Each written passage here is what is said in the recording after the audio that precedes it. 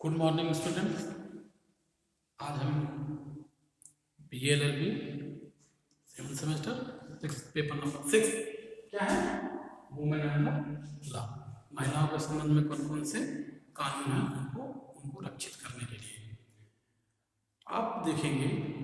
ठीक है, महिलाओं की स्थिति आज़ादी से पहले बहुत अस्त व्यस्त हुआ करते थे, उनको अधिकार नहीं थे, उनके मूलभूत अधिकार उनको नहीं दिए गए थे।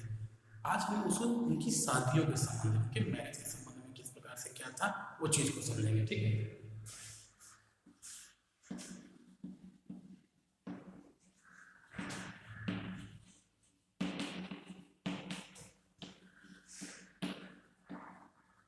ठीक, marriage related to the women.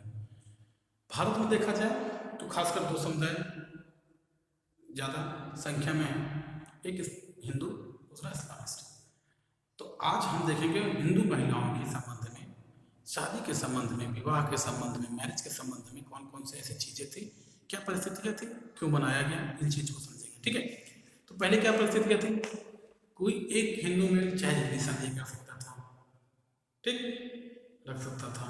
Marriage तलाक के संबंध में कोई ऐसा व्यवधान नहीं था। ठीक है, ऐसा नहीं है कि 494 तो काम कर रहा था IPC में, लेकिन वह उसमें पूरी तरह से रजिस्ट्रेशन भी नहीं हो पा रहा था। ठीक है, बहुत सारी चीज़ें थी शादी को लेकर। तो सबसे ज़्यादा शादी को लेकर प्रताड़नाएं कौन छेड़ता है? सबसे ज़्यादा शादी को लेकर प्रताड़नाएं महिलाएं छेड़ती हैं। यानी कि शादी को लेकर जब कानून बना हिंदू मैरिज एक्ट बना, ठीक है, तो हम आज क्या देखेंगे, हिंदू मैरिज एक्ट,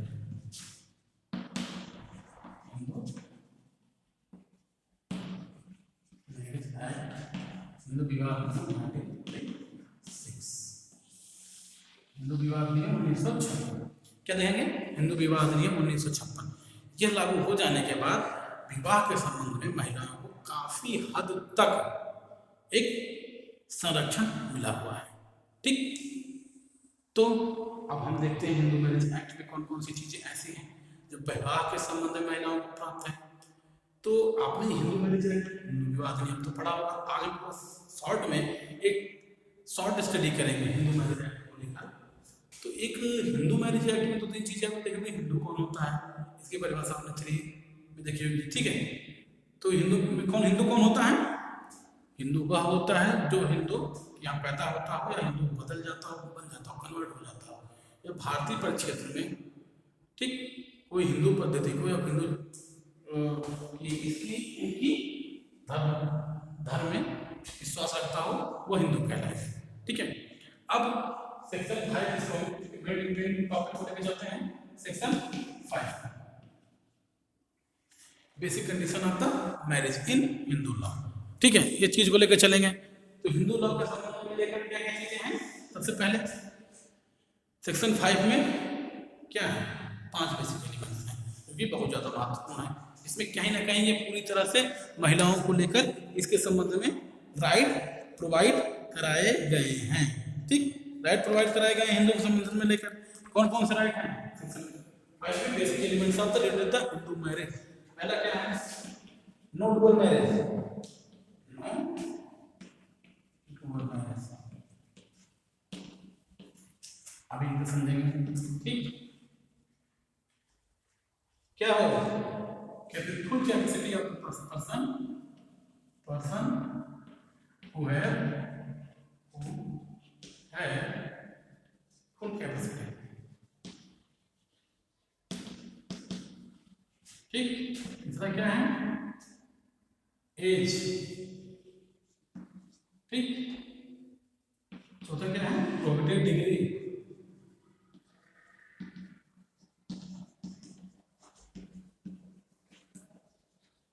ठीक, पांचवा क्या है, सरेंडर रिलेशन।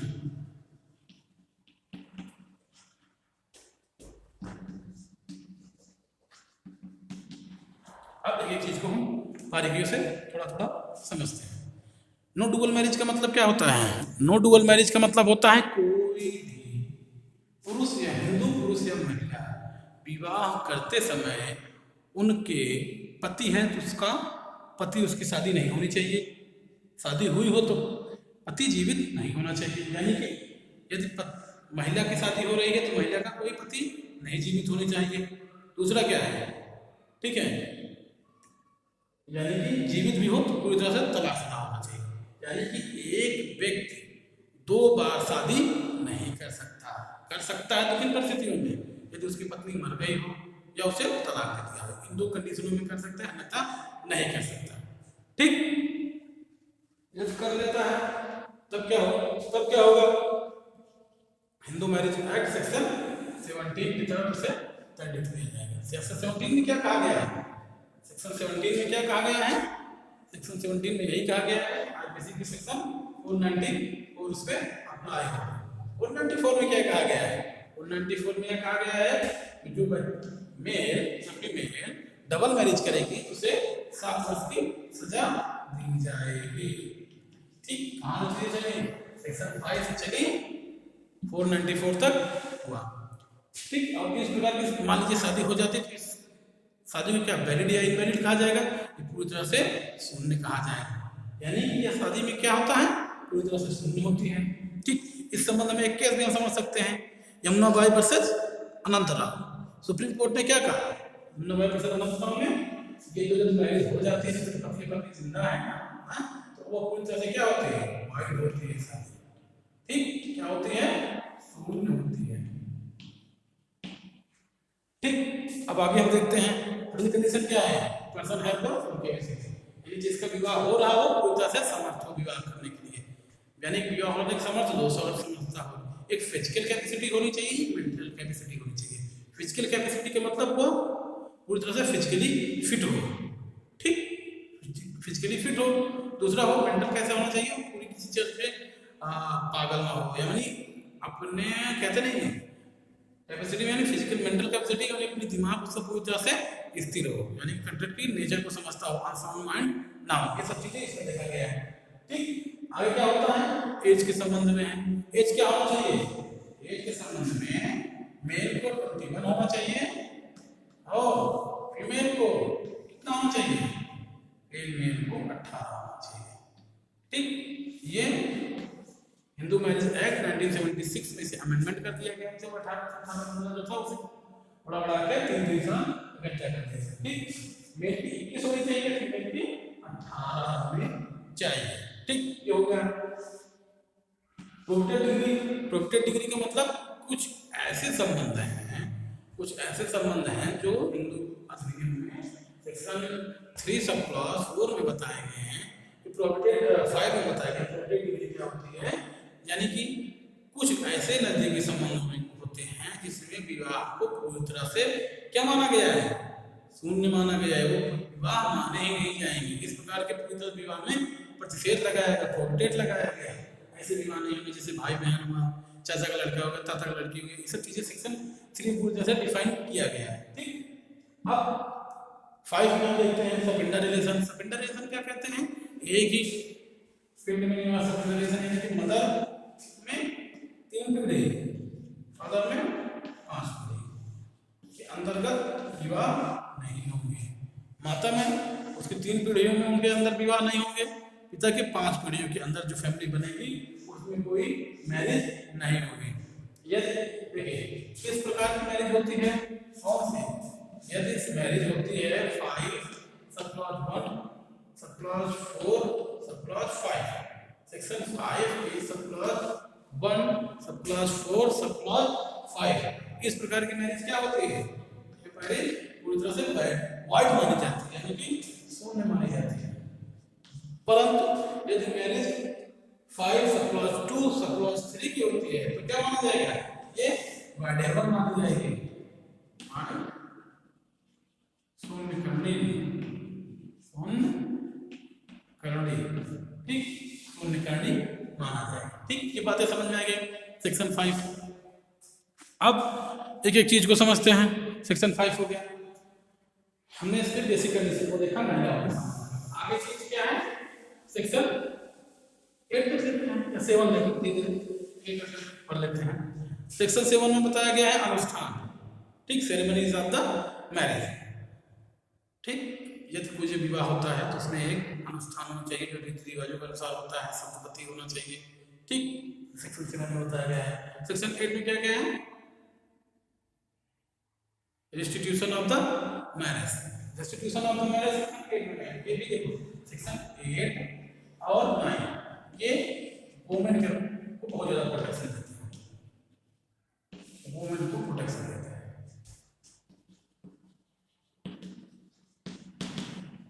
अब सेक्शन 8 में देखते हैं रेस्टिट्यूशन ऑफ द मैरिज।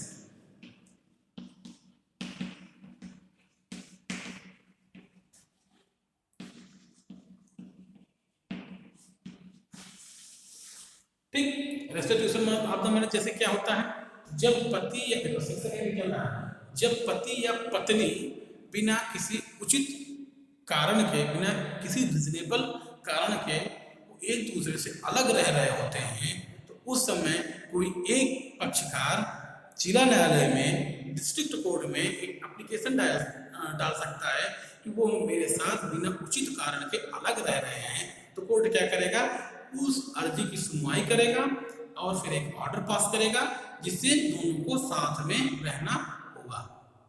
आपने देखा होगा समाज, भारतीय समाज में आपने बहुत देखा होगा, पति पत्नी में क्या झगड़ा हो जाता है, पति घर छोड़ के चला जाता है, ठीक, या पत्नी कहीं चली जाती है घर छोड़ के। तो इन परिस्थितियों में ऐसा नहीं है कि मेरे को नहीं प्रोटेक्शन देता है, लेकिन सबसे ज्यादा केस किसके आते हैं, पति ज्यादा इस केस में छोड़ के चला जाता है। तो इसमें डिस्ट्रिक्ट कोर्ट ठीक एक डिग्री ऑर्डर पास करेगा। कौन सी डिग्री, कैसी डिग्री, वो मैरिज के संबंध में फिर से इंस्टीट्यूट करेगा, साथ में रहने का, ठीक है, साथ में रहने का एक ऑर्डर पास करेगा ताकि वो दोनों एक से साथ में रह सके। ठीक, ये हो गया।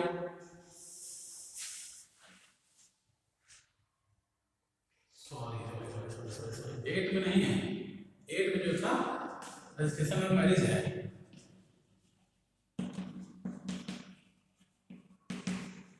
रजिस्ट्रेशन ऑफ मैरिज धारा 9 में क्या है, धारा 9 में restitution of the marriage, restitution of the marriage जो चीजें बताई वो धारा 9 में, रजिस्ट्रेशन ऑफ द मैरिज ये था। धारा 10 में चीज क्या है, जुडिशियल सेपरेशन। धारा 10 में क्या है,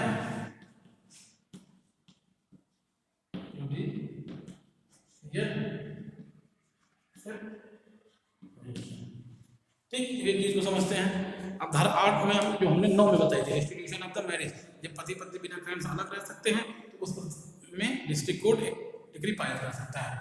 रजिस्ट्रेशन ऑफ द मैरिज जब किसी पति या पत्नी का विवाह होगा, यह केंद्र सरकार ने कहा है कि राज्य सरकारों को अतिशीघ्र उसका रजिस्ट्रेशन करवाना होगा, ठीक है, लेकिन अभी इसे कोई कंपलसरी नहीं है, क्योंकि में ऐसा तो नियम बन गया, लेकिन पूरी तरह से कंपलसरी नहीं है कि चाहे करवाए चाहे ना करवाए, एक रिकॉर्ड के रूप में रखा जाएगा डिस्ट्रिक्ट रजिस्ट्रार के पास, ठीक है, सेक्शन 8 में बताया गया है। मैरिज रजिस्ट्रार होगा वो रजिस्ट्रेशन करा देगा। ठीक, अब रेस्टिट्यूशन ऑफ मैरिज हमने देखा, अब हम देखते हैं जुडिशियल सेपरेशन। अब जुडिशियल सेपरेशन भी ये महिलाओं को 9 और 10 तीनों ही प्रोटेक्शन देते हैं। ठीक, अब 10 कैसे देता है, जुडिशियल सेपरेशन का मतलब क्या होता है, न्यायिक पृथक्करण से कहा जाता है। जुडिशियल सेपरेशन का मतलब क्या होता है, जब पति और पत्नी किसी कारणवश, एक उचित कारणवश वो अपने विवाह में कुछ दिन के लिए स्पेस चाहते हैं, यदि वो मान लीजिए पति पत्नी की मैरिज हो गई है, वो साथ नहीं रहना चाहते हैं और चाहते हैं तलाक भी नहीं होना चाहिए, तो इन परिस्थितियों में वो एक डिस्ट्रिक्ट कोर्ट में क्या करेंगे, एक प्ली डालेंगे। ठीक, तो डिस्ट्रिक्ट कोर्ट क्या करेगी, उसको चेक करेगी तो वो पास कर देंगे ताकि वो सब अलग अलग रह सकते हैं। ठीक, अब अलग अलग रहने के कारण क्या हो सकते हैं, जैसे मान लीजिए ठीक कोई महिला है, उसकी नौकरी लग गई बेंगलुरु में और वो है उत्तर प्रदेश के, ठीक है, उत्तर प्रदेश के अंबेडकर नगर जिले में रहती हैं, अकबरपुर में, उनकी नौकरी लग गई बेंगलुरु में, अब वहाँ पर जाकर रहती हैं। ठीक, अब वहाँ बहुत दिन रहता हो गया, ठीक है, तो उस परिस्थितियों में वो तलाक भी नहीं लेना चाहती हैं, सोचती हैं मेरी शादी बनी भी रहे और मैं पूरी तरह से फ्री भी रहूँ। तो इस परिस्थितियों में क्या हो सकता है, ठीक 8-10 तभी हो गए ताकि 9 से बची रहे, ताकि उन्हें जबरदस्ती बुलाया ना जा सके।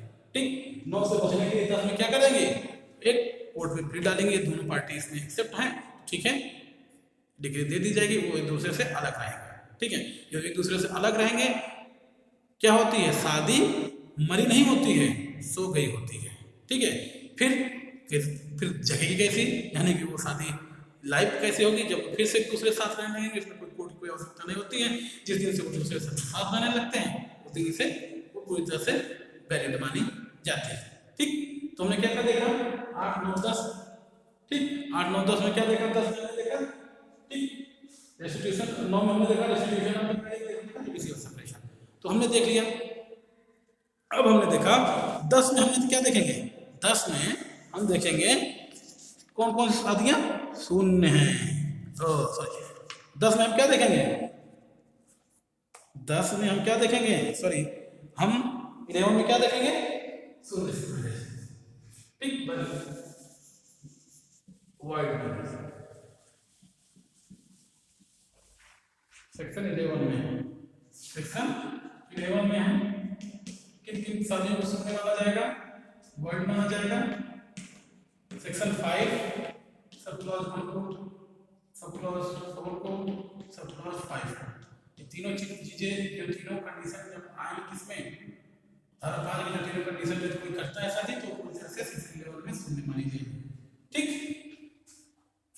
सेक्शन 5 सब क्लॉज 1 क्या है, लीगल मैरिज, प्रॉपर्टी डिग्री है, प्रसिद्ध नातेदारी है और सबेंटा रिलेशन है।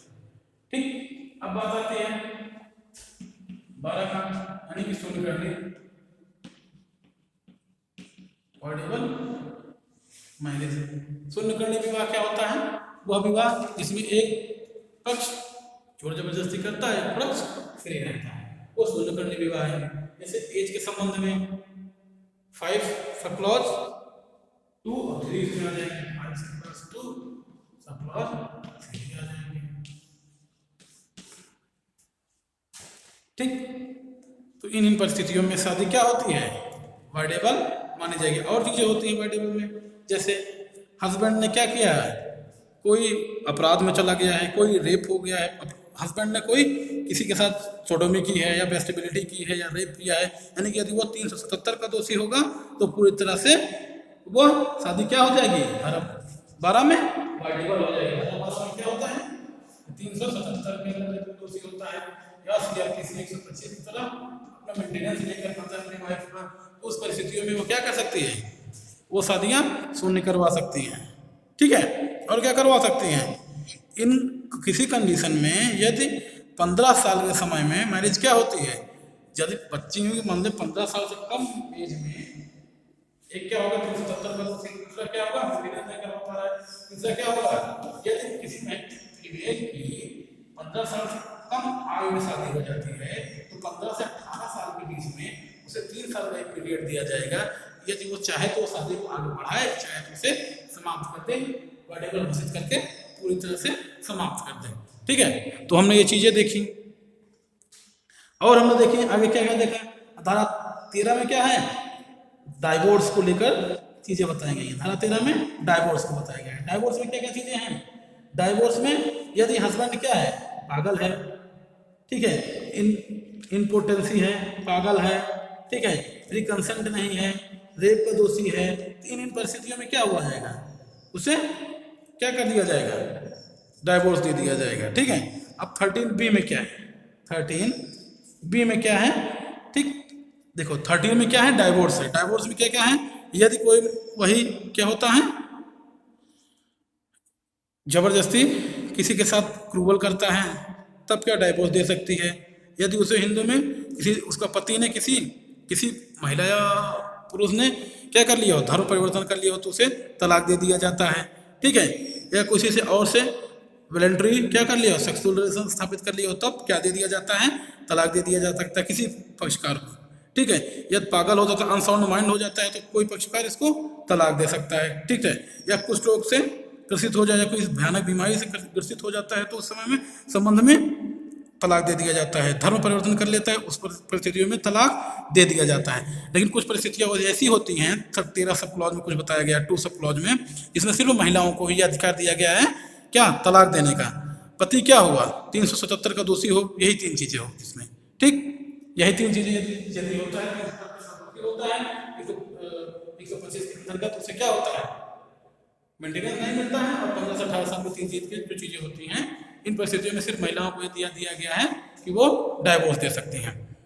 और एक है 13 सब क्लॉज भी, अपने आप से 13 सब क्लॉज भी में जब म्यूचुअल कंसेंट से होती है, पति या पत्नी अपने आप से सोच के एक साथ विवाह तलाक कर लेते हैं, तो इस परिस्थितियों में होता है। तो इसमें क्या होता है, कोई दोनों पार्टी में से कोई एक पार्टी कोर्ट में अर्जी डालेगा, 6 से 18 महीने के बीच में उसके सुनवाई होगी। 6 से 18 महीने के बीच में कोई सुलह नहीं हो पाती है तो कोर्ट अर्जी फाइल कर देगा कि वो दोनों तरह से फ्री हैं, वो सब डाइवोर्स वैलिड माना जाएगा। Thank you. आगे क्लास में चर्चा करेंगे।